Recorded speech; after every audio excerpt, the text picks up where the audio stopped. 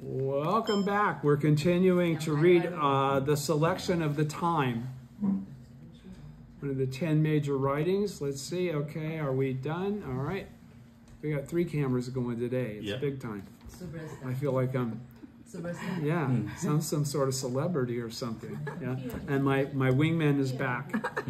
Okay, so the issue here is just to kind of bring us back to the point is that, you know, that I've shown it has qualified his basic understanding of the teaching, and then there's been questions and answers they've asked in the previous page on 542. Can you give us any sutra passages that would support what you're saying now?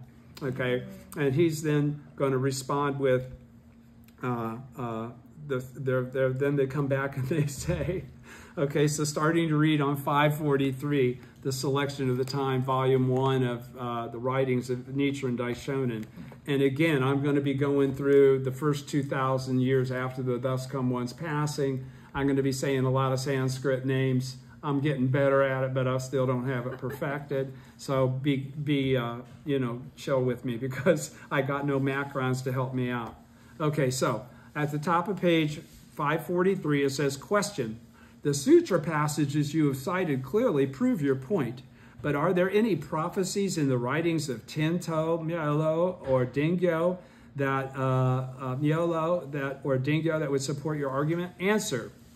Your process of questioning is backwards. If I had cited passages from the commentaries of men such as Tintai and others, and you had then asked were there passages from the sutras and treatises to support them, that I could understand. But since I have already cited sutra passages and that clearly proved the argument, it is hardly necessary to ask if there are similar passages in the commentaries. If by chance you found that the sutras and the commentaries disagreed, would you then discard the sutras and follow the commentaries? Question. What you say is perfectly true. Nevertheless, we ordinary people have only a remote idea of what the sutras mean, while the commentaries are more accessible and easier to understand. If there are clear passages of proof in such relatively understandable commentaries, then citing them might help us have greater faith in your argument. Answer. I can see that you are very sincere and earnest in your questioning, so I will cite a few passages from the commentaries. The great teacher Tentai says, in the last 500-year period, the mystic way will spread and benefit mankind, humankind far into the future. The great teacher Mielo says, the beginning of the latter day of the law will not be without inconspicuous benefit. The great teacher Dengyo declares the former and middle days are almost over and the latter day is near at hand. Now indeed is the time when the one vehicle of the Lotus Sutra will prove how perfectly it fits the capacities of all people. How do we know this is true? Because the Peaceful Practices chapter of the Lotus Sutra states, in the latter age, the hereafter, when the law is about to perish, and accept and embrace the Lotus Sutra. And Dingyo further states, speaking of the age, the propagation of the true teaching will begin in the age when the middle day of the law ends and the latter day opens. Regarding the land, it will begin in the land to the east of the Tang and to the west of Katsu. As for the people, it will spread among the people stained by the 5 impurities who live in a time of conflict. The sutra says, since hatred and jealousy toward the sutra abound even when the Thus Come One is in the world, how much more will this be so after his passing? There is a good reason for this statement. Shakyamuni Buddha was born in the Kalpa of continuance in the 9th period of decrease, when the span of human life was diminishing and measured 100 years. The period when the span of human life diminished from 100 years to 10 years accordingly falls within the period represented by the 50 years of the Buddha's preaching life. The 2,000 years of the former and the middle days of the law that follow his passing, and the 10,000 years of the latter day of the law that follow that. During this period, the Lotus Sutra was destined to be propagated and spread widely on 2 occasions. The first was the last 8 years of the Buddha's life when he preached the Lotus Sutra.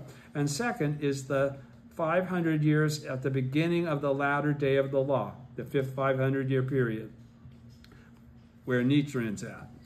Tintai, Miolo, and Dingyo were not born early enough to be present when the Buddha was in the world and preached the Lotus Sutra, nor were they born late enough to be present in the latter day of the law. To their regret, they were born in the interval between these two times, and it is clear from their writing that they, going on to page 544, looked forward with longing to the beginning of the latter day of the law. Theirs was like the case of the seer Asita, who, when he viewed the newborn Prince Siddhartha, the future Shakyamuni Buddha, remarked in sorrow, "I am already over 90, so I will not live to see this prince attain enlightenment. After my death, I will be reborn in the world of formlessness, so I cannot be present during the 50 years when he preaches his teachings, nor can I be reborn in the world during the former, middle, or latter day of the law." Such was his statement. And of course, formlessness is one of the threefold worlds, right? All those who are determined to attain the way should take note of these examples and rejoice. Those concerned about their next life would do better to be common people in this, the latter day of the law, than be mighty rulers during the 2,000 years of the former and the middle days of the law. Why won't people believe this? Rather than be the chief priest of the Tendai school, it is better to be a leper who chants Nam-myoho Renge-kyo. As Emperor Wu of the Liang dynasty said in his vow, "I would rather be Devadatta and sink into the hell of incessant suffering than to be the non-Buddhist sage Udraka Ramaputra." Question: do the scholars Nagarjuna, Vasubandhu say anything about the principle of Nam-myoho Renge-kyo? Answer: Nagarjuna and Vasubandhu knew about it in their hearts, but they did not expound it in words. Question: why did they not expound it? Answer: there are many reasons. For one, the people of their day did not have the capacity to understand it. Second, it was not the proper time. Third, these men were bodhisattvas taught by the Buddha in his transient status, and hence had not been entrusted with the task of expanding it. Question at the top of page, second column, page 544. Could you explain the matter in greater detail? Answer: the former day of the law began on the 16th day of the second month, the day after the Buddha's passing. The venerable Mahakashapa received the transmission of the Buddha's teachings and propagated them in the first 20 years. For the next 20, this task fell to the venerable Ananda, and the second 20 years of Shanavasa.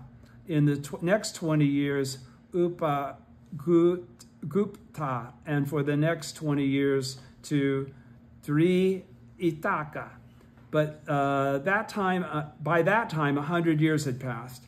But the only teachings that were spread widely during this period were those of the Hinayana Sutras, the Agamas. Even the titles of the Mahayana Sutras failed to receive mention. So the Lotus Sutra, needless to say, was not propagated at this time. Such men as Mikaka, Bundananda, Bundamitra, Parshva, and Punayashas then inherited the teachings, and during the remainder of the first 500 years after the Buddha's passing, the doctrines of the Mahayana Sutras began little by little to come to light, although no particular effort was made to propagate them. Attention was concentrated on the Hinayana Sutras alone. All this transpired during the period mentioned in the Great Collection Sutra as the first 500 years, which constitute the age of attaining liberation.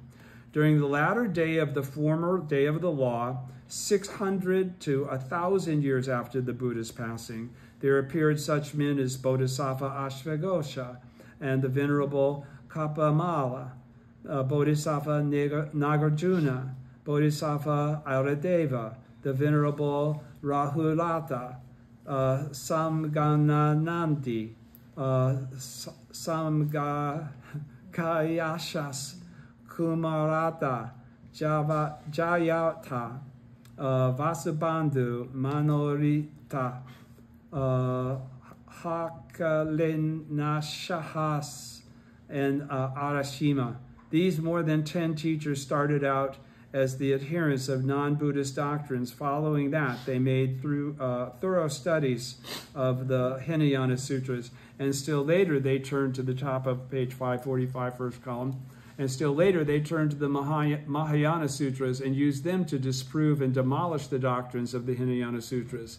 But although these great men and the Mahayana Sutras used the Mahayana Sutras to refute the Hinayana, they did not fully clarify the superiority of the Lotus Sutra in comparison to the other Mahayana Sutras.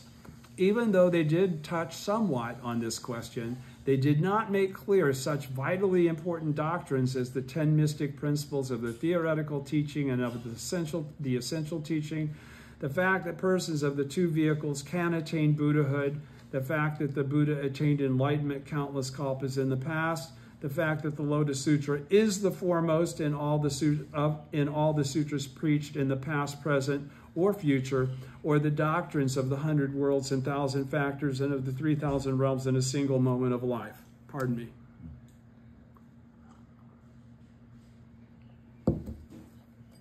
Continuing in the middle of the first column of page 545. They did no more than point a finger at the moon, as it were, or touch on some parts of the Lotus Sutra. But they said nothing at all about whether or not the process of instruction is received from beginning to end, whether or not the original relationship between teacher and disciple is clarified, or which teaching would lead to enlightenment and which would not. Such then were the developments in the latter 500 years of the former day of the law. So we've covered the first 500 years of the latter day and the second 500 years of the latter day. The time noted in the Great Collection Sutra as the age of meditation. And of course, the Great Collection Sutra qualifies that after the former and the middle day, the lotus will become a provisional teaching, and the Great Pure Law will emerge in the fifth 500-year period. At the bottom of page 545, by some time after the 1,000 years of the former day of the law, Buddhist teachings have spread throughout the entire land of India. But in many cases, Hinayana doctrines prevailed over those of the Mahayana, or provisional sutras were permitted to overshadow the efface the sutra of the true teaching. In a number of respects, Buddhism was in a chaotic condition. Gradually, the number of persons attaining enlightenment declined, while countless others, top of the second column, page 545, while countless others, although adhering to Buddhist doctrines, fell into the evil paths.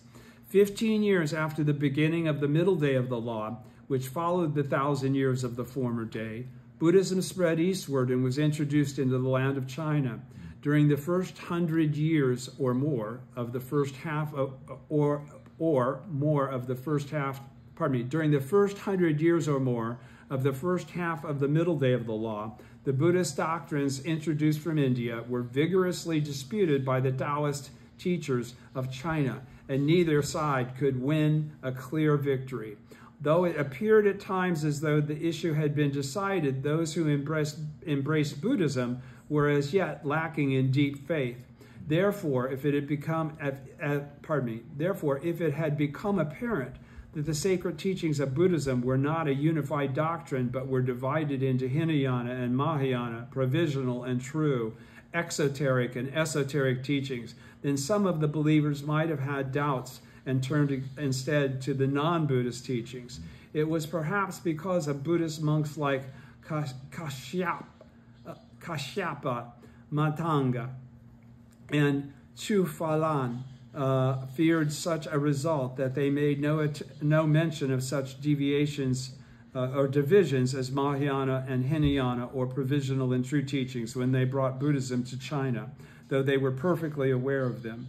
During the 5 dynasties that followed, the Wei, Qin, Sung, Qi, and Liang disputes took place within Buddhism over the differences between the Mahayana and Hinayana, provisional and true, and the exoteric and esoteric teachings, and it was impossible to determine which was correct.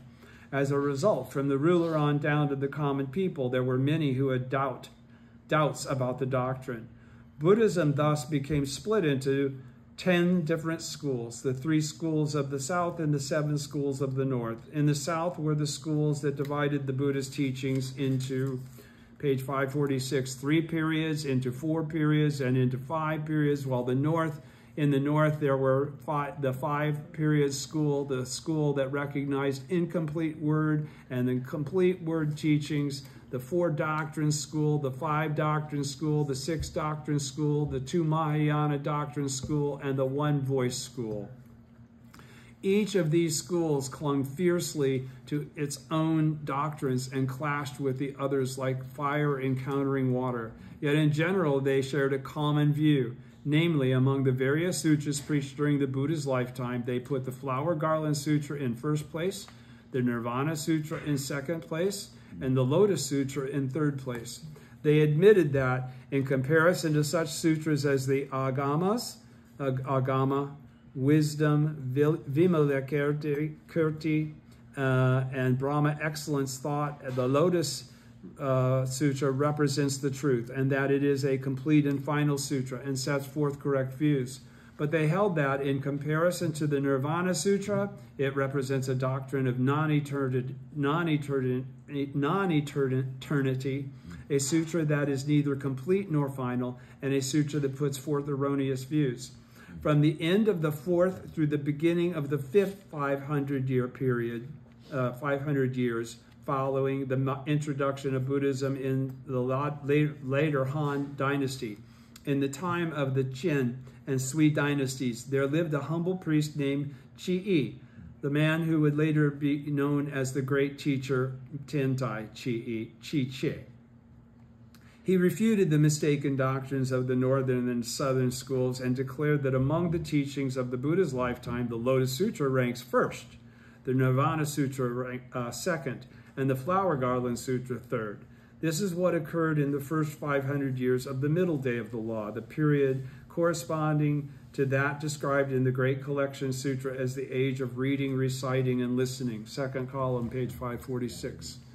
During the latter 500 years of the middle day of the law, in the reign of the Emperor Tangxing, in the beginning of the Tang dynasty, the Tripitaka master Xuanzang journeyed to India, spending 19 years visiting temples and stupas in the 130 states of India and meeting with numerous Buddhist scholars.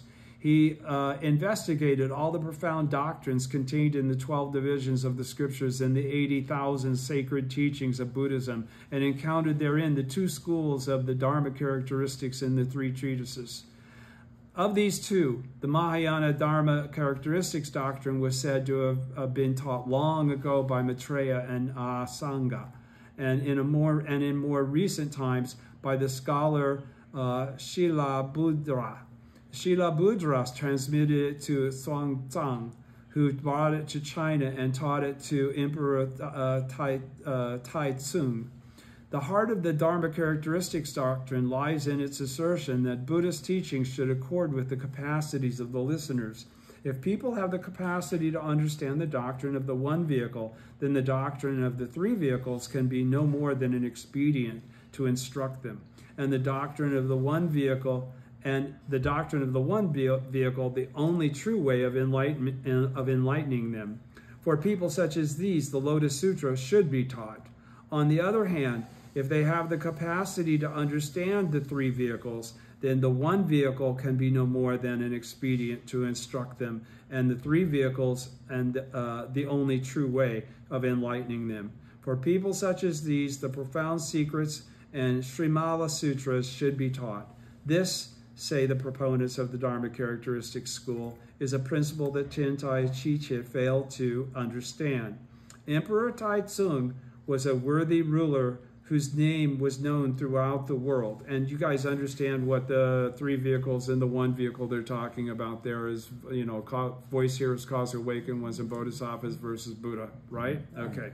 So then, Emperor, at the very bottom of page 546, second column, Emperor Taizong was a worthy ruler whose name was known throughout the world and who was said to have surpassed in virtue the 3 sovereigns and the 5 emperors of antiquity. Top of page 547, first column. He not only reigned over the entire land of China, but also extended his influence to more than 800 foreign countries, ranging from Kaohsiung in the west to Goguryeo in the east, Korea.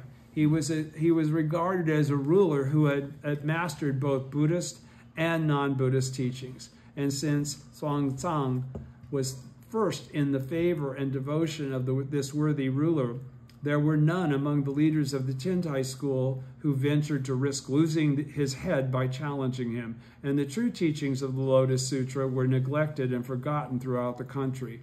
During the reigns of Tai-tsung's heir, Emperor Cao-tsung, and Cao-tsung's stepmother, Empress Wu, there lived a priest called Fa Sang.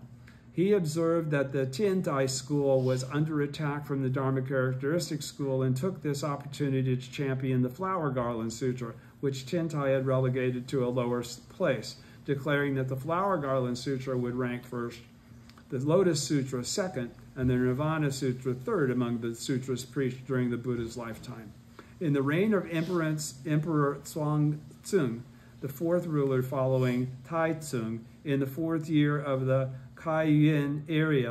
Yuan era 716, the Tripitaka master Shan Wei came to China from the western land of India, and in the 8th year of the same era, the Tripitaka master Chang Kangchi and Pukung also came to China from India. These men brought with them the Mahavrachana diamond crown and Swidihikara Sutras, and founded the True Word School.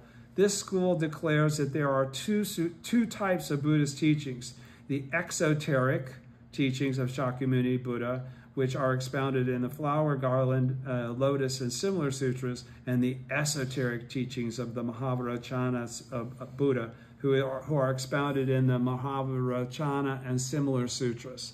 So, plainly able to understand, and secret teachings. Esoterics are secret teachings.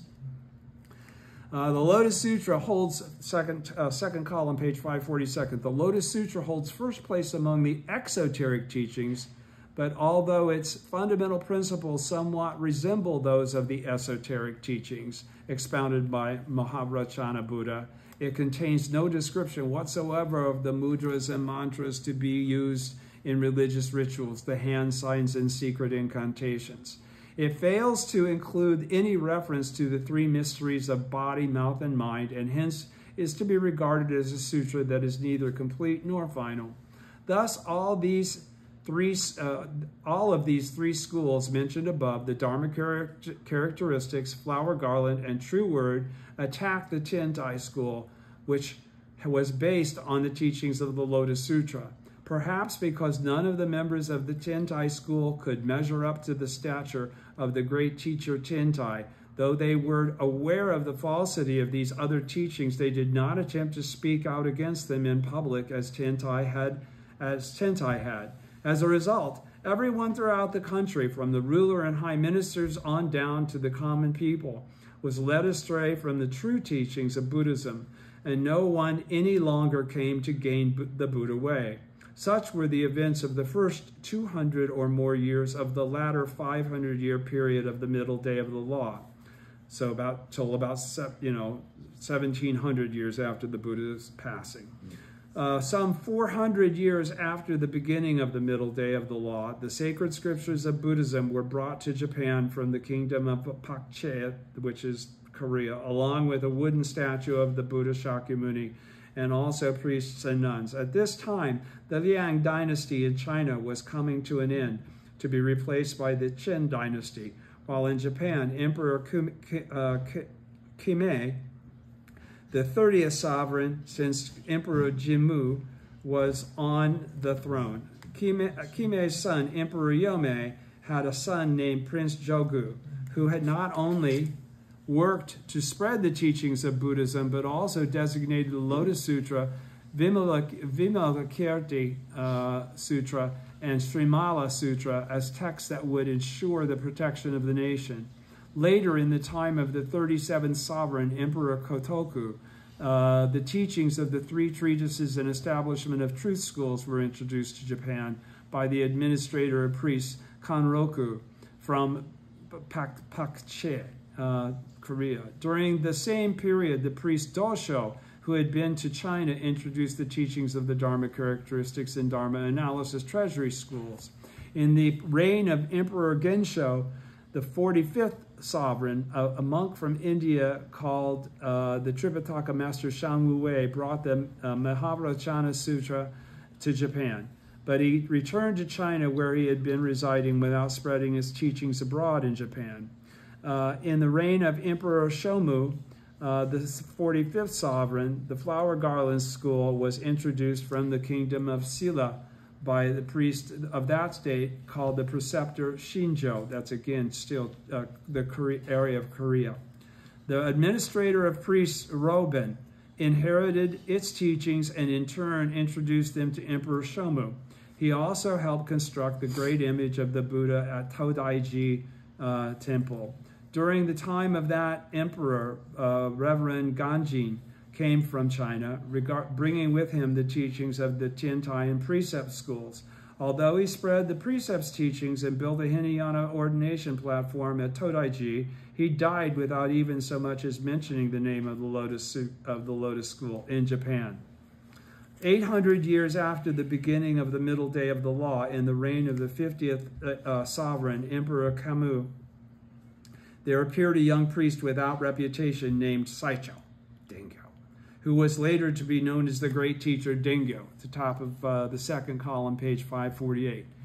At first, he studied the doctrines of the 6 schools, the 3 treatises, Dharma characteristics, flower garland, Dharma analysis, treasury, establishment of the truth, and precepts, as well as the Zen teaching under the administrator of priests Gohyo and others. Later, he founded a temple called Kokushoji, which in time came to be known as Mount Hiei.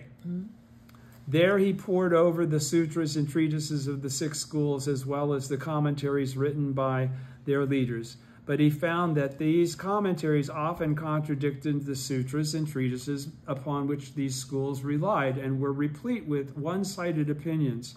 It became apparent to him that if people were to accept such teachings, they would fall into the evil paths of existence. In addition, though the leaders of each of the different schools proclaimed that they had understood the true meaning of the Lotus Sutra and praised their own particular interpretation, none of them had in fact understood its teaching correctly. Saicho felt that if he were to state this opinion openly, it would surely lead to quarrels and disputes. But if he remained silent, he would be going against the spirit of the Buddha's vow. He agonized over what course to take, but in the end, fearful of violating the Buddha's admonition, made known his views to Emperor Kamu. Emperor Kamu, startled at this declaration, summoned the leading authorities of the 6 schools to engage in debate. At first, these scholars, in their pride, were similar to banners raised aloft like monuments, like mountains, and their evil minds worked like poisonous snakes. But in the end, they were forced to bow in defeat in the presence of the ruler, and each and every person of the 6 schools and the 7 major temples of Nara acknowledged himself a disciple of Saicho. And it was like that earlier occasion when the Buddhist scholars of northern and southern China gathered in the palace of the Qin dynasty and, having been bested in debate by the great teacher Tiantai, became his disciples. But of these 3 types of learning, Tiantai had employed only perfect meditation and perfect wisdom. The great teacher Dengyo, by contrast, attacked the Hinayana-specific ordination for administering the precepts, which Tiantai had failed to controvert. In other words, he went against the precepts, the idea of the precepts being so important, and administered the Mahayana-specific ordination described in the Brahmanet Sutra, that of enlightenment, in the 8 eminent priests, to the 8 eminent priests of the 6 schools.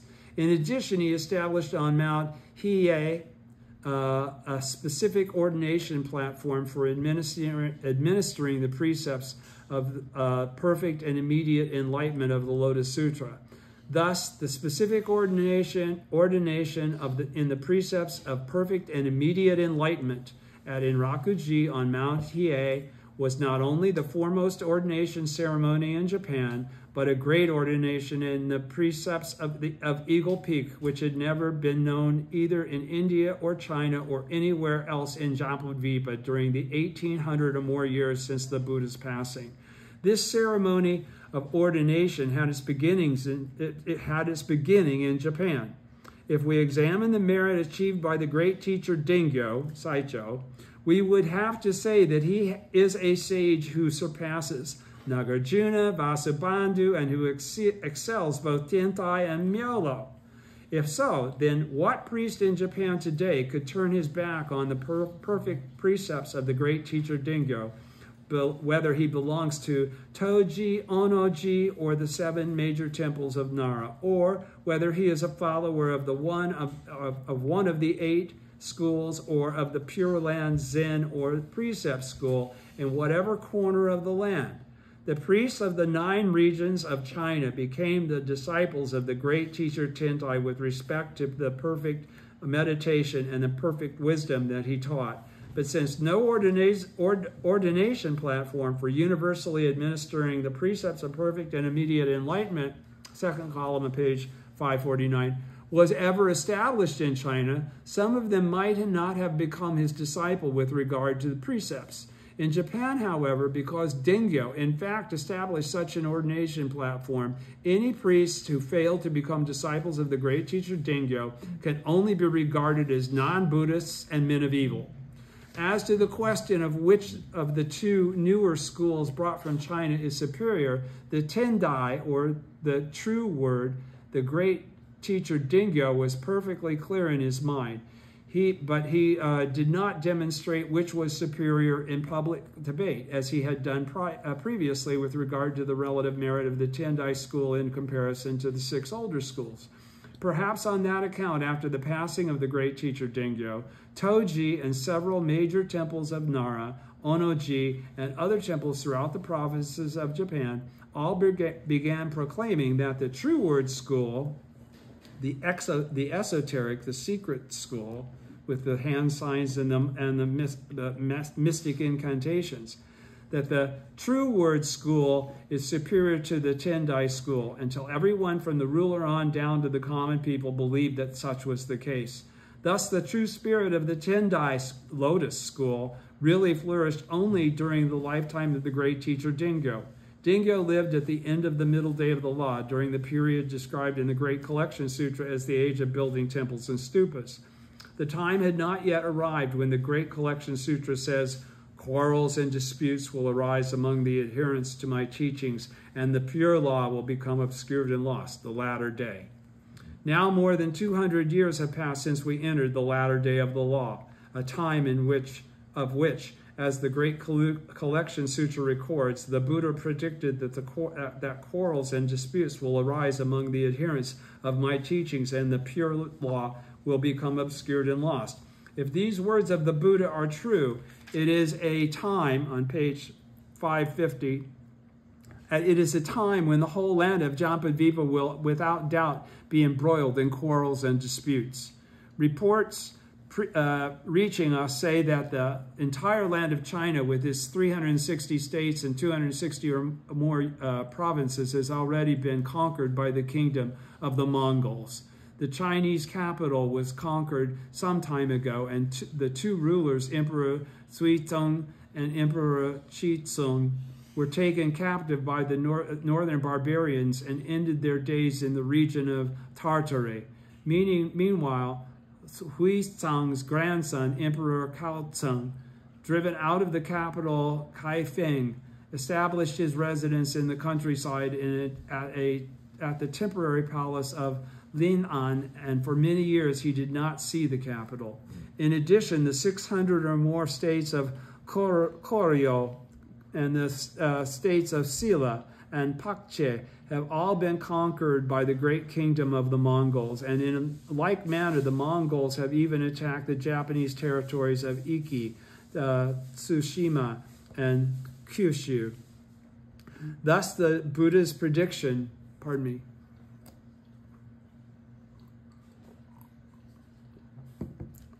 Thus, the Buddha's prediction concerning the occurrence of quarrels and disputes is proved anything but false. It is like the tides of the ocean that never fail to come when the time arrives. In view of the accuracy of the prediction, can there be any doubt that after the period described in the Great Collection Sutra, when the Pure Land will become obscured and lost, that the great pure law and of the Lotus Sutra will be spread far and wide throughout Japan and all the other countries of Jampadvipa? Among the Buddha's various teachings, the Great Collection Sutra represents no more than an exposition of provisional Mahayana doctrine. In terms of teaching the way to escape from the sufferings of birth and death, it belongs to the period when the Buddha had not yet revealed the truth, and so cannot lead to enlightenment. Those who had not yet formed any connection with the Lotus Sutra. And yet, when it states what it states concerning the 6 paths, the 4 forms of birth, and the 3 existences of a life, it does not display the slightest error. How then could there be any error in the Lotus Sutra, of which Shakyamuni Buddha said that he now must reveal the truth in the Immeasurable Meaning Sutra? Many treasures Buddha likewise testified to its truth, and the Buddhas of the 10 directions put forth their long, broad tongues until they reached the Brahma heaven as a sign of testimony in the ceremony in the air. Shakyamuni, from the Treasure Tower chapter. Shakyamuni Buddha also extended his tongue, which is incapable of telling falsehoods, until it reached the highest heaven in the world of form, saying that in the last 500-year period, after the passing, when the entire body of the Buddhist doctrine would be in the 5th 500-year period, pardon me, that's what they're saying, and saying that in the last 500-year period of the 5 500-year periods, after his passing, when the entire body of the Buddhist doctrine would be about to disappear, Bodhisattva superior practices would come forward with the 5 characters of Myoho Rengekyo and administer them as good medicine to those afflicted with white leprosy, that is, persons of incorrigible disbelief and those who slander the law. And he charged Brahma, Shakra, and the gods of the sun and the moon, the 4 heavenly kings and the dragon deities, to act as the Bodhisattva's protectors. How could these golden words of his be false? Even if the great earth were to turn upside down, a high mountain crumble and fall, summer not follow spring, the sun move eastward, or the moon fall to earth, this prediction could never fail to come true. The bottom of page 552nd column. If that is so, then in this time of quarrels and disputes, the latter day of the law, how can the ruler, the ministers, and the common people of Japan hope to escape harm when they vilify and abuse the envoy of the Buddha who is attempting to spread the law of Nam-myoho Renge-kyo, send him into exile and attack and beat him, or inflict all kinds of trouble upon his disciples and followers? Ignorant people must surely think, when I say that I am merely calling down ignorant people must surely think when I, on page 551, say that I am merely calling down curses upon the people. A person who spreads the Lotus Sutra is father and mother to all the living beings in Japan. For as the great teacher Chang'an says, one who rids the offender of evil is acting as his parent. If so, then I, Nichiren, am the father and mother of the present emperor of Japan, and the teacher and lord of the Nembutsu believers, the Zen followers, and the true word priests. And yet, from the ruler on down to the common people, all treat me with enmity. How then can the gods of the sun and the moon go on shining down on their heads, and how can the gods of the earth continue to support their feet? When Devadatta attacked the Buddha and the earth shook and trembled and flames shot out of it, when King Damira cut off the head of the venerable Arashima, his own right arm that held the sword dropped off and fell to the ground. Emperor Suitsung branded the face of the priest Fa Tao and exiled him to the south of the Yangtze. But before a half a year had passed, the emperor was taken prisoner and carried off by the barbarians. And these attacks of the Mongols on Japan are occurring for the same reason. Though one were to gather together as many soldiers as there were in the 5 regions of India and surround this country with the iron encircling mountains, it will do no good. The people of Japan are certain to encounter the calamity of war. From this situation, one should understand that I am in fact the votary of the Lotus Sutra. Shakyamuni Buddha, the Lord of Teaching, stated that if anyone should abuse or curse someone who is spreading the Lotus Sutra in the evil world of the latter age, that person would be guilty of an offense that is 100,000, 10,000, million times greater than if he had been an enemy of the Buddha for the space of an entire kalpa, at the top of 551.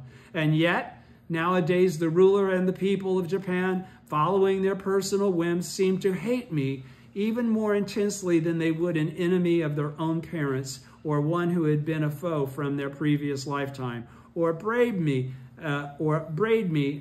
even more severely than they would a traitor or a murderer. I wonder that the earth does not open up and swallow them alive, or that thunder does not come down from heaven and tear them apart. Or am I perhaps not the votary of the Lotus Sutra after all? If not, then I am wretched indeed. What a miserable fate in this present life to be hounded by everyone and never know so much as a moment of peace, and in the next life to fall into the evil paths of existence. If in fact I am not the votary of the Lotus Sutra, then who will uphold the one vehicle? The teaching of the Lotus Sutra. Pardon me. Honen urged people to discard the Lotus Sutra. Chantal said that not even one person in 1,000 can reach enlightenment through its teachings. And Tao Cho said that not a single person has ever attained Buddhahood through that sutra. Are these men then the votaries of the Lotus Sutra? The great teacher Kobo said that one who practices the Lotus Sutra is following a childish theory. Is he perhaps the votary of the Lotus Sutra? The Lotus Sutra speaks of a person who can uphold this sutra, or who can preach this sutra. What does it mean when it speaks of someone who can preach this sutra? Does it not mean someone who will proclaim in the words of the Lotus Sutra itself that among the sutras it holds the highest place? And who will maintain its superiority over the Mahavajracana, Flower Garland, Nirvana, Wisdom, and other sutras? Is this not the kind of person this sutra means when it speaks of the votary of the Lotus Sutra? If these passages from the sutra are to be believed, then in the 700 and more years since Buddhism was introduced to Japan, there has never been a single votary of the Lotus Sutra other than the great teacher Dengyo and I, Nichiren. Again and again, I wonder that the persons who attack me do not, as the Lotus Sutra says, suffer the punishment of having their heads split into 7 pieces or their mouths closed and stopped up. But I realize there are reasons. Such punishments are no more than trivial penalties fit to be inflicted where there are only 1 or 2 offenders. But I, Nichiren, am the foremost votary of the Lotus Sutra in the entire land of Jambavipa. Therefore, people who ally themselves with those who slander me or treat me with malice deserve to meet with the greatest difficulties in Jambavipa, such as the immense earthquake that rocked Japan in the Shoka era, or the huge comet that appeared as a punishment upon the entire land in the Brunei era. Just look at those happenings. Pardon me for just a moment. I can never read this without getting choked up. Ever. No matter how many times, you have no idea how many times I've read this. I should be past that, but I'm not. I hope I never am. Just look at these happenings. Though in the centuries since the Buddha's passing, there have been other practitioners of Buddhism who were treated with malice. Great disasters such as these have never been known before. That is because there has never been anyone who taught the people at large to chant Nam Myoho Renge Kyo. With respect to this virtue, is there anyone in the whole world who dares to face me and say he is my equal? Anyone within the 4 seas who dares to claim he can stand side by side with me? Bottom of page 552. Question. During the former day of the law, the capacities of the people may have been somewhat inferior to those of the people who lived when the Buddha was in the world. And yet, they were surely much superior to those of the people in the middle and the latter days of the law. How then can you say that in the early years of the former day of the law, the Lotus Sutra was ignored? It was during the 1,000 years of the former day of the law that such men as Ashvaghosha, Nagarjuna, Aradeva, and Asanga appeared. Bodhisattva Vasubandhu, who is known as the scholar of 1,000 works, wrote the treatise on the Lotus Sutra, in which he declared that the Lotus Sutra was first among all sutras.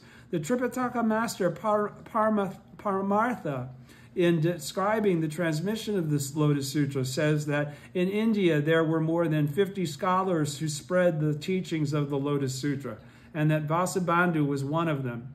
Such was the situation in the former day of the law. Turning to the middle day of the law that followed, we find that the great teacher Tiantai appeared in China around the middle of the period and compiled the profound meaning of the Lotus Sutra, the words and phrases of the Lotus Sutra, and great concentration and insight in 30 volumes in which he explored in all the depths of meaning in the Lotus Sutra. At the end of the middle day of the law, the great teacher Dengyo appeared in Japan. He not only transmitted to our country the 2 doctrines of perfect wisdom and perfect meditation expounded by the great teacher Tentai, but also established the great ordination platform of perfect and immediate enlightenment on Mount Hiei. Thus, the perfect precepts were acknowledged throughout Japan, and everyone from the ruler on down to the common people looked up to Enrakuji Temple on Mount Hiei as their guide and teacher. How then can you say that in the middle day of the law, the teachings of the Lotus Sutra were not widely disseminated and spread abroad? Answer. It is commonly accepted. Second column, page 552 at the bottom. Answer. It is commonly accepted. It is a commonly accepted assertion among the scholars of our times that the Thus Come One invariably preached his teachings in accordance with the capacities of his listeners. But in fact, this is not how the Buddha truly taught. If it were true that the great doctrines that were always preached for persons with the most superior capacities and understanding, then why, when the Buddha first achieved enlightenment, did he not preach the Lotus Sutra? Why, during the first 500 years of the former day of the law, were the teachings of the Mahayana Sutras not spread abroad? And if it were true that the finest doctrines are revealed to those who have a particular connection with the Buddha, then why did Shakyamuni Buddha preach the meditation on the Buddha Sutra for his father, King Suddhodana, and the Maya Sutra for his mother, Lady Maya, rather than the Lotus Sutra? And if the reverse were true, namely that the secret doctrines should never be revealed to evil people, having no connection with the Buddha or to slanderers of Buddhism, then why did the monk Realization of Virtue teach the Nirvana Sutra to all the countless monks who were guilty of breaking the precepts? Or why did the Bodhisattva never disparaging address the 4 kinds of believers who were slanderers of the law and propagate to them the teachings of the Lotus Sutra? Thus we can see that it is a great mistake to assert that the teachings are invariably expounded according to the listener's capacity. Question, bottom of page 553, first column. Do you mean to say that Nagarjuna, Vasubandhu, and the others did not teach the true meaning of the Lotus Sutra? Answer, that is correct. They did not teach it. Question, then what doctrines did they teach? Answer, they taught the doctrines of the provisional Mahayana, the various exoteric and esoteric teachings, such as the flower garland, correct and equal, wisdom, and Mahavrachana Sutras, but they did not teach the doctrines of the Lotus Sutra. Question, how do you know that this is so? Answer, second column, page 553. The treatises written by Bodhisattva Nagarjuna run to some 300,000 verses. Not all of them have been transmitted to China and Japan, so it is difficult to make statements about their true nature. However, examining the ones that have been transmitted to China, such as the commentary on the 10 Stages Sutras, the treatise on the Middle Way, and the treatise on the Great Perfection of Wisdom, we may surmise that the treatises remaining in India are of similar nature. Question: among the treatises remaining in India, are there any that are superior to the ones transmitted to China? Answer: there is no need for me to make pronouncements of my own on the subject of Bodhisattva Nagarjuna. For the Buddha himself predicted that after he had passed away, a man called Bodhisattva Nagarjuna would appear in southern India, and that his most important teachings would be found in a work called the Treatise on the Middle Way. Such was the Buddha's prediction. Accordingly, we find that there were 70 scholars in India who followed in the wake of Nagarjuna, all of them major scholars. All of these 70 scholars took the Treatise on the Middle Way as the basis of their teachings. Treatise on the Middle Way is a work in 4 volumes and 27 chapters, and the core of its teachings is expressed in the 4-phrase verse that describes the nature of phenomena arising from dependent origination. This 4-phrase verse sums up the 4 teachings and the 3 truths contained in the Flower Garland, Wisdom, and other sutras. It does not express the 3 truths as revealed and unified in the Lotus Sutra. Question, page 553 at the very bottom 2nd column. Question: is there anyone else who thinks the way you do in this matter? Page 554. Answer: Tiantai says, do not presume to compare the Treatise on the Middle Way to the teachings of the Lotus Sutra. And elsewhere he says, Vasubandhu and Nagarjuna clearly perceived the truth in their hearts, but they did not teach it. Instead, they employed the provisional Mahayana teachings, which were suited to the times. Miolo remarks, for demolishing false opinions and establishing the truth, nothing can compare to the Lotus Sutra. And Tsung Yi states, Nagarjuna and Vasubandhu cannot compare with Tiantai. Question: is the latter part of the Tang dynasty, the Tripitaka master Pukung, in the latter part of the Tang dynasty, the Tripitaka master Pukung introduced to China a treatise in 1 volume entitled The Treatise on the Mind Aspiring for Enlightenment, whose authorship he ascribed to Bodhisattva Nagarjuna. The great teacher Kobo says of it, this treatise represents the heart and core of all of the 1,000 treatises of Nagarjuna. What is your opinion on this? Answer: the treatise consists of 7 leaves. There are numerous places in it that could not be the words of Nagarjuna. Therefore, in the catalog of Buddhist texts, it is sometimes listed as a work of Nagarjuna and sometimes as a work of Pukung. The matter of its authorship has never been resolved. In addition, it is not a summation of the lifetime teachings of the Buddha and contains many loose statements. To begin with, a vital passage, the one asserting that only the true word teachings only in the true word teachings can one attain Buddhahood in one's present form, is in error, since it denies the fact that the Lotus Sutra enables one to attain Buddhahood in one's present form, a fact well attested by both scriptural passages and actual events. Instead, it asserts that the True Word Sutras enable one to attain Buddhahood in one's present form, an assertion that for which there is not the slightest proof of scriptural passages or actual events. Top of page 554, 2nd column. The one word only in the assertion that only in the true word teachings can one attain Buddhahood in one's present form is the greatest error of all. In view of the facts, it seems likely that the work was written by Pukung himself, who, in order to ensure that the people of the time would regard it with sufficient gravity, attributed it to Nagarjuna. Pukung made a number of other errors as well. Thus, in his translation, The Rules of the Rituals Based on the Lotus Sutra, which deals with the Lotus Sutra, he defines the Buddhas of the lifespan chapter as the Buddha Amida, an obvious and glaring mistake. He also claims that the Dharani chapter of the Lotus Sutra should follow immediately after the supernatural powers chapter, and that the entrustment chapter should come at the very end. Views that are not even worth discussing. That is not all. He stole the Mahayana precepts from the Tentai school and obtaining support in the form of a command from Emperor Tsai Tsung, established them in the 5 temples of Mount Wutai.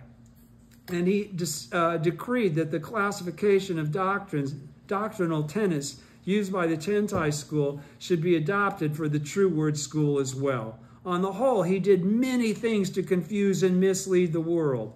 It is acceptable to use translations of sacred texts by other persons, but translations of sutras or treatises from the hand of Pukung are not to be trusted.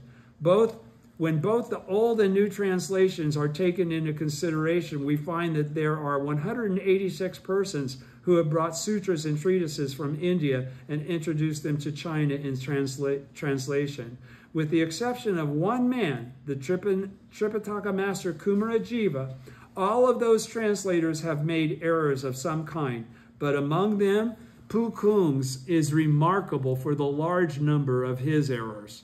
It is clear that he deliberately, top of page 555, it is clear that he deliberately set out to confuse and mislead others. Question: how do you know that the translators other than Kumarajiva made errors? Do you mean not only to destroy the Zen Nembutsu True Word and others of the 7 major schools, but to discredit all the works of the translators that have been introduced to China and Japan? Answer: this is a highly confidential matter, and I should not discuss it in detail. I should discuss it in detail only when I am face to face with the inquirer. However, I will make a few comments here. Kumarajiva himself said, "When I examine the various sutras in use in China, I find that all of them differ from the Sanskrit originals." How can I make people understand? How can I make people understand this? I have only one great wish. My body is unclean, for I have taken a wife. But my tongue alone is pure and could never speak false words concerning the teachings of Buddhism. After I die, make certain that I am cremated. If at that time my tongue is consumed by the flames, then you may discard all the sutras that I have translated. Such were the words that he spoke again and again from his lecture platform. As a result, everyone from the ruler on down to the common people hoped that they would not die before Kumarajiva, so that they might see what happened, whether or not his tongue made it. Eventually, Kumarajiva died and was cremated, and his impure body was completely reduced to ashes. Only his tongue remained, resting atop a blue lotus that had sprung up in the midst of the flames. It sent out shining rays of 5-colored light that made the night as bright as day, and the daytime outshone the rays of the sun. And in the daytime outshone the rays of the sun.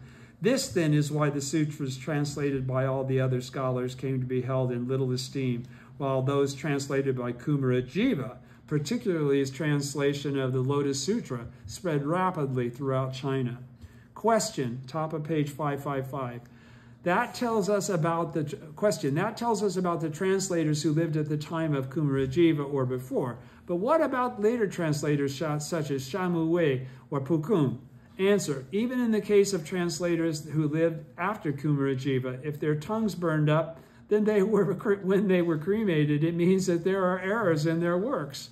The Dharma Characteristics School in earlier times enjoyed a great popularity in Japan, but the great teacher Dingyo attacked it, pointing out that though the tongue of Kumarajiva was not consumed by the flames, those of Zhuangzang and Su Yin burned along with their bodies. Emperor Kamu, impressed by his argument, transferred his allegiance to the Tendai Lotus School. In the 3rd and 4th volumes of the Nirvana Sutra, we find the Buddha predicting that when his teachings are transmitted from India to other countries, many errors will be introduced into them, and the chances for people to gain enlightenment through them will be reduced. Therefore, the great teacher Myodo remarks, whether or not the teachings are grasped correctly, depends upon the persons who transmit them. It is not determined by the sage's original pronouncements.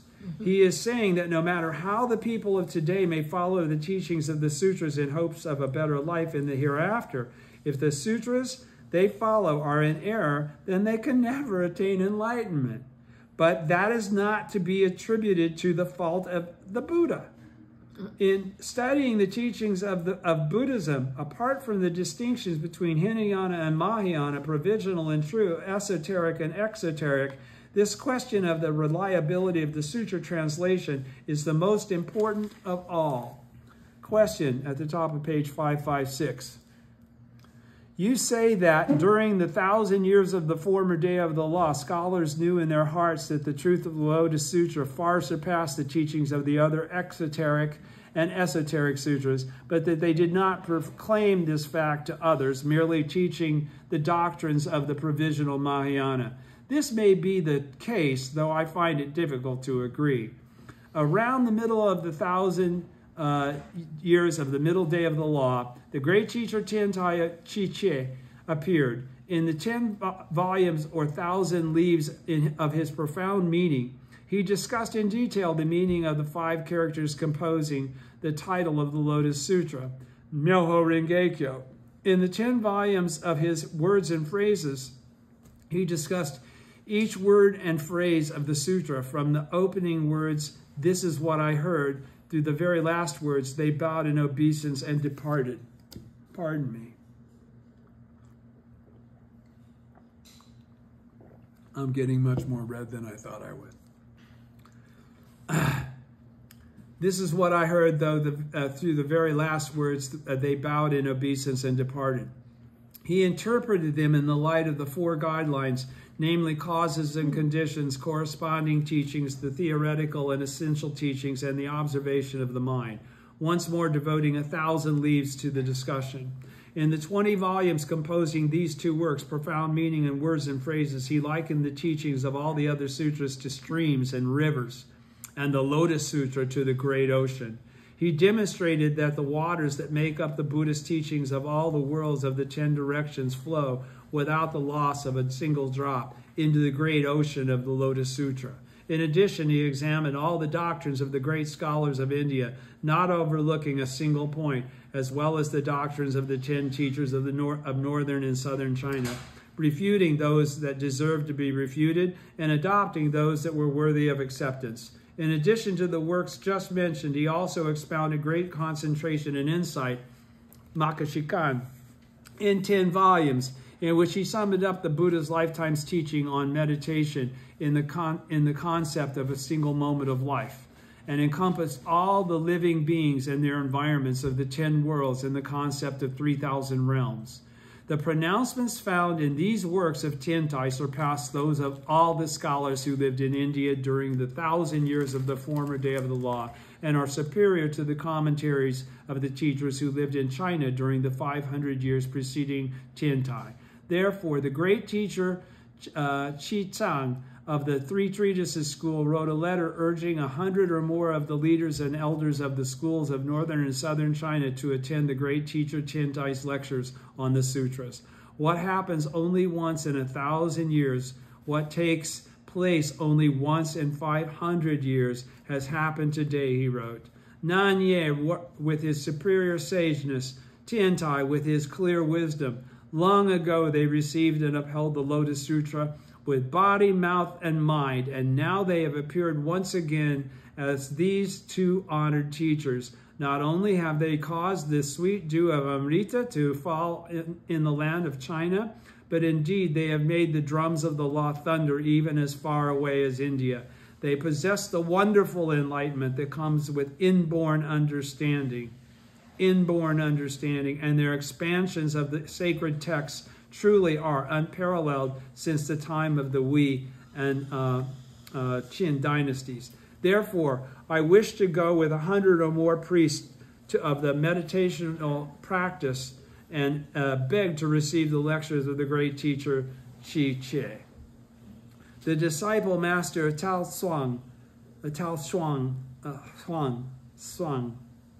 the disciplined master Tao Shuang of Mount Chungnan praised the great teacher Tiantai by saying, his thorough understanding of the Lotus Sutra is like the noonday sun shining down into the darkest valley.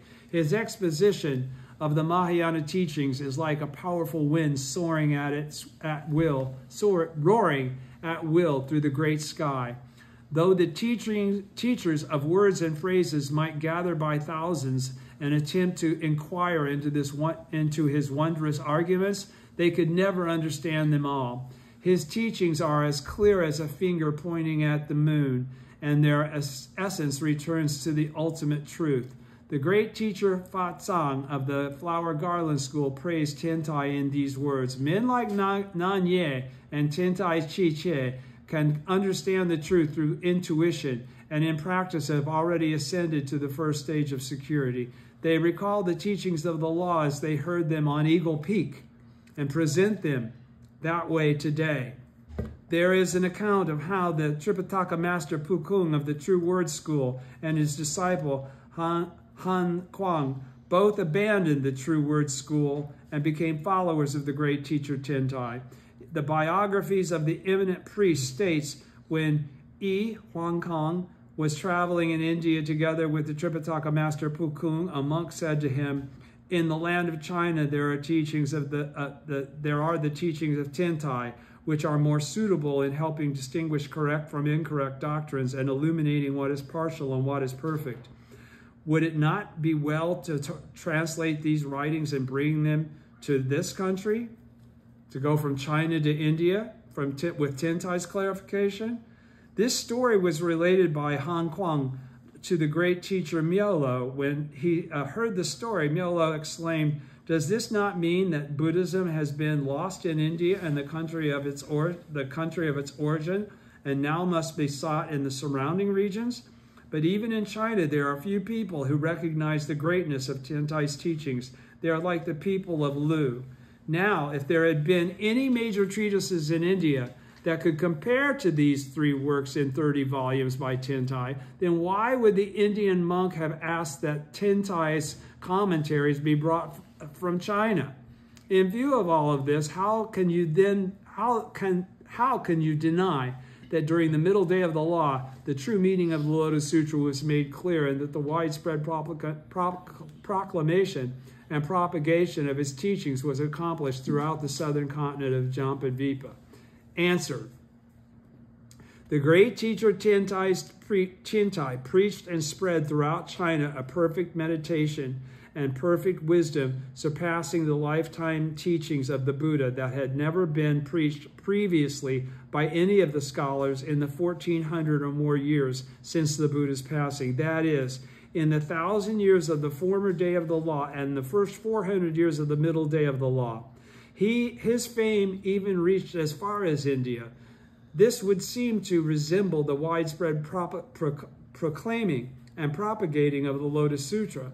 But at this time, an ordination platform of the perfect and immediate enlightenment had not yet been established. Instead, Tiantai's disciples followed the Hinayana precepts, which were grafted onto the perfect wisdom and perfect meditation, a rather ineffectual combination.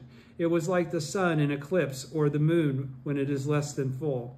Whatever you may say, the time of the great teacher Tiantai corresponds to the period described in the Great Collection Sutra as the age of reading, writing, and listening.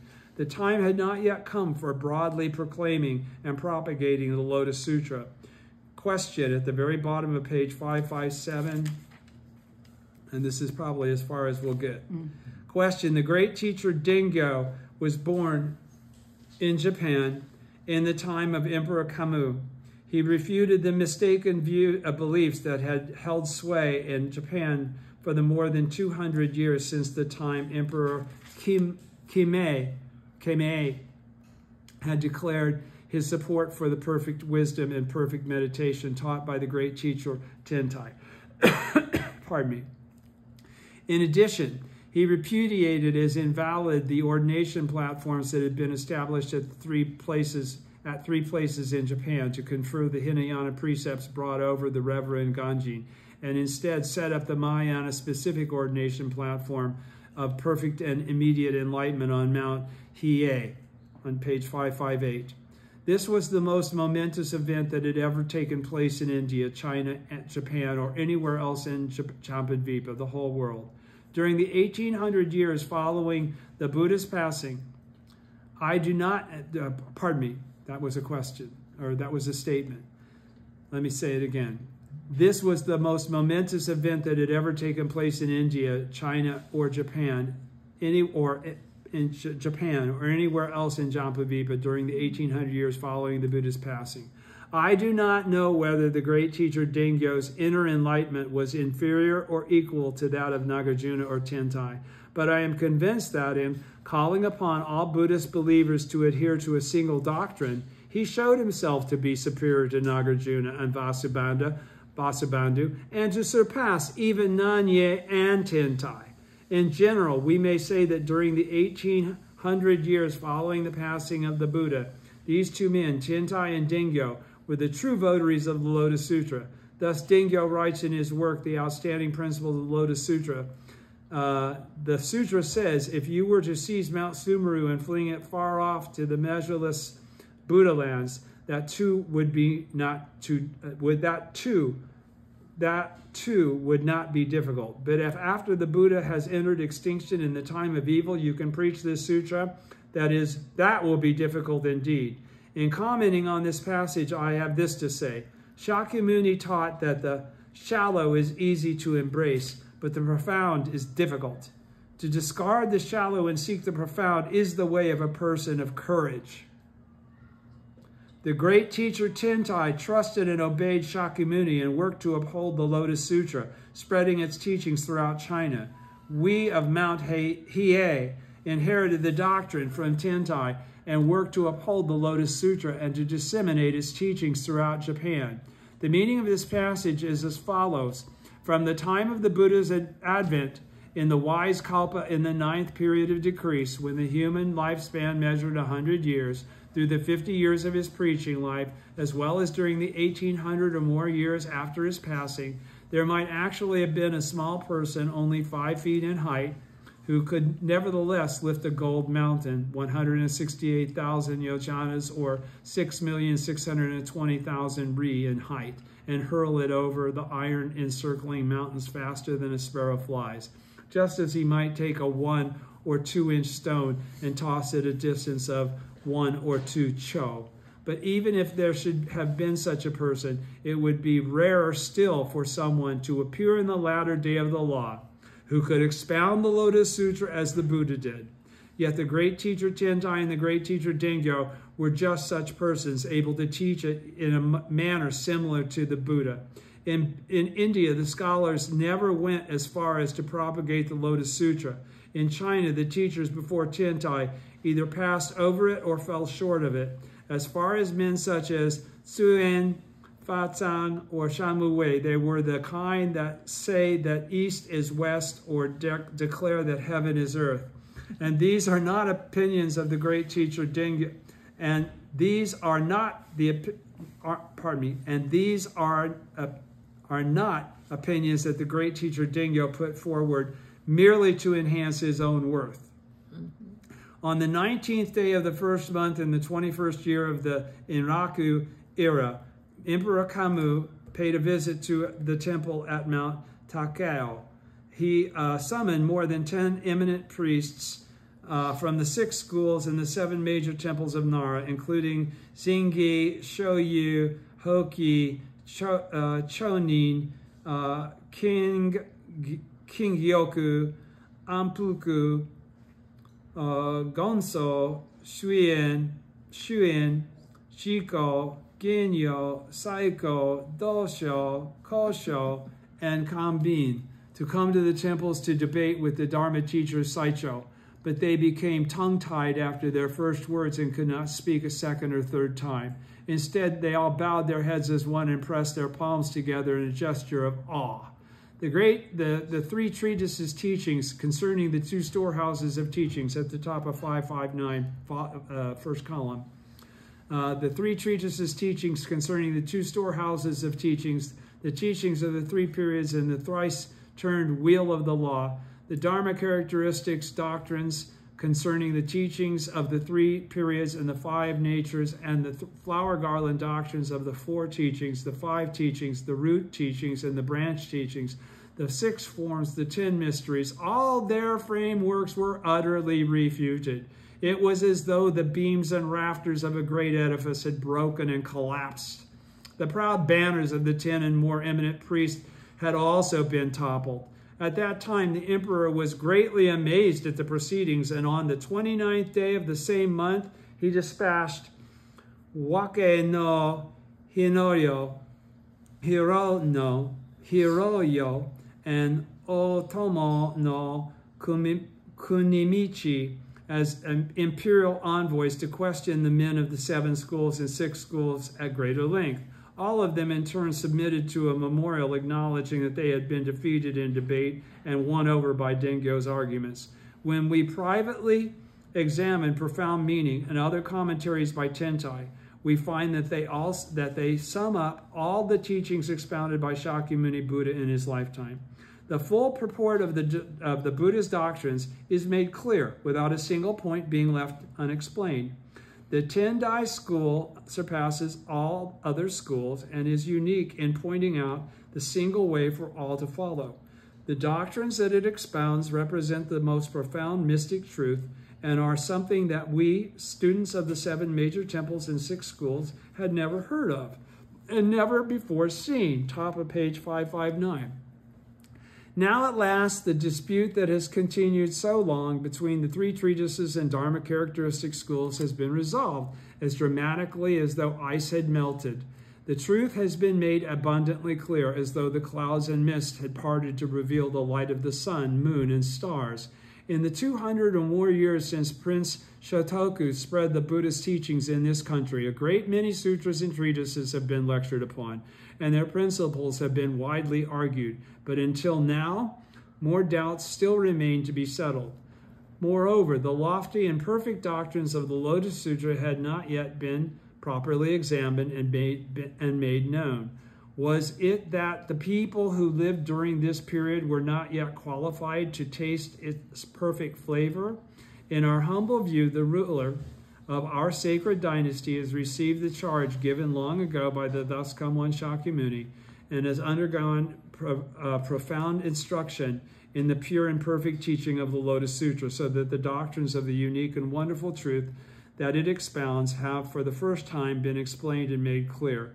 Thus, we, the scholars of the 6 schools, have for the first time understood the ultimate truth, and from now on, all the living beings in this world who are endowed with the life will be able to embark on the ship of the wonderful and perfect truth and quickly reach the opposite shore. Zingi and the others of our group have met with good fortune because of karmic bonds and have been privileged to hear these extraordinary words.